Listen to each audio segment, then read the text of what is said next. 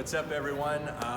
We're coming at you from Focus Fitness again with another at-home workout, ASC workout. This one's going to be upper body. It can be challenging in the upper body. It's workout at home compared to other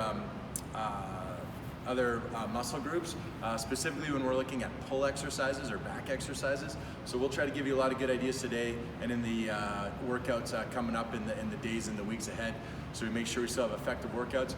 The one extremely important thing to always remember in any good upper body workout is to make sure that your t-shirt size shrinks as the workout goes on. So the longer the duration of the workout, the smaller the t-shirt. Starting with our first grouping, the A's. So A1, we got mini band wall crawl. A2 is mini band shoulder flexion with pulse, and A3 is mini band no monies.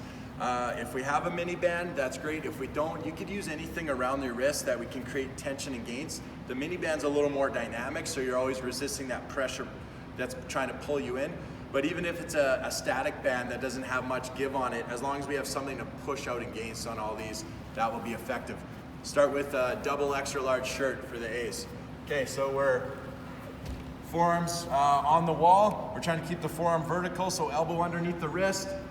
And we're walking our forearms up until we're overhead, and then walking back down.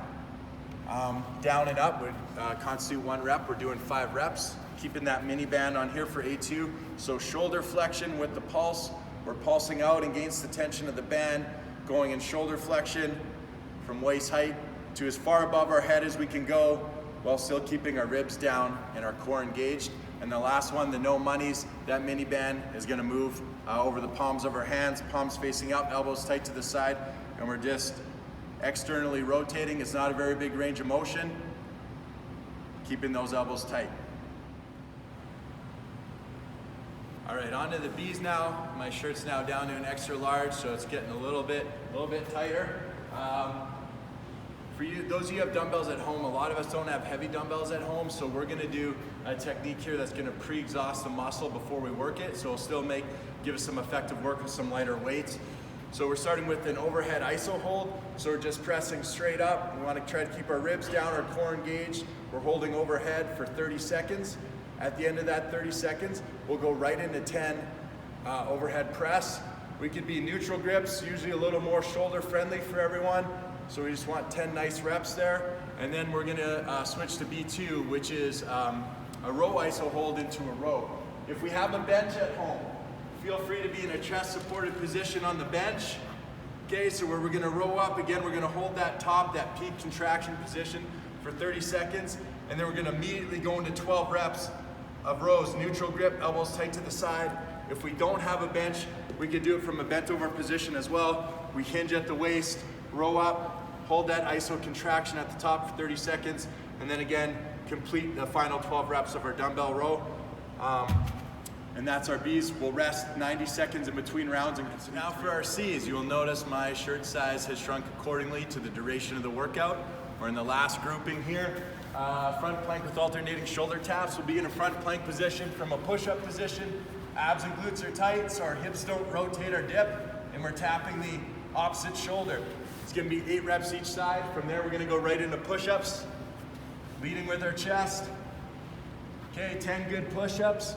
And then from there, we're going into prone Y's, T's, and W's. So we're face down on the ground, head is neutral. So we're starting thumbs up like a Y. We're gonna do 8 raises, and then we're gonna move a T to the side, 8 raises, and then a W.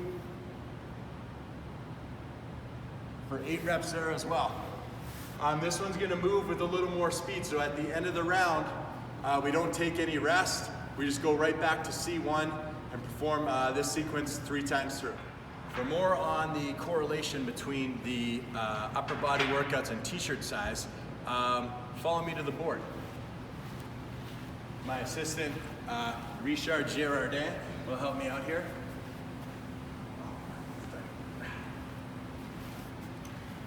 Here, we present to you science. Science. Can't even see through these things. So we have our classic graph, our y-axis, which is t-shirt size, and x-axis, which is workout duration. You will notice as the t-shirt size shrinks, our workout duration increases. In the Z spot here, we get the our Z spot, Z spot for our American friends. In the Z spot there, we get the Z from the gains with the Z. And that's where we want to be, because Y plus X equals Z. Z is perceived jackness. Perception equals reality. Therefore, we conclude this to be true. Facts. Facts, facts,